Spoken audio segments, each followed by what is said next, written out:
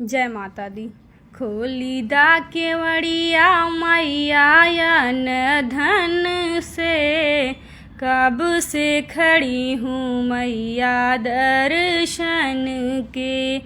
खोली दा केवड़िया मैया अन धन से, कब से खड़ी हूँ मैया दर्शन के। मैया दुआरे एक अंधा पुकारे, अंधे को नैना दैदा सब दिन के। कब से खड़ी हूँ मैया दर्शन के।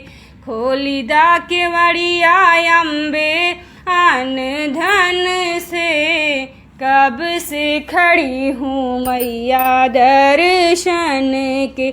मैया दुआरे एक लंगड़ा पुकारे, लंगड़े को पैरा दैदा सब दिन के। कब से खड़ी हूँ मैया दर्शन के।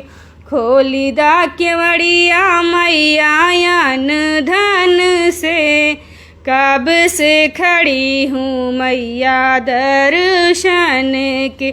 मैया दुआरे एक बाझिन पुकारे, बाझिन को बालक दैदा सब दिन से। कब से खड़ी हूँ मैया दर्शन के।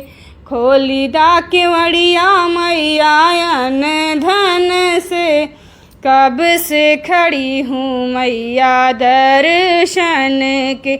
मैया दुआरे एक कन्या पुकारे, कन्या को घर बर दैदा सब दिन से।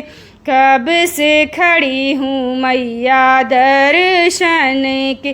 खोली दा केवड़िया मैया अन धन से, कब से खड़ी हूँ मैया दर्शन के।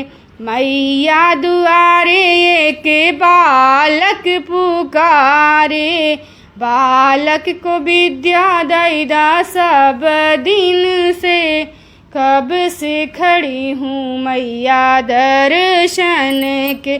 खोली दा केवड़िया मैया अन धन से, कब से खड़ी हूँ मैया दर्शन के।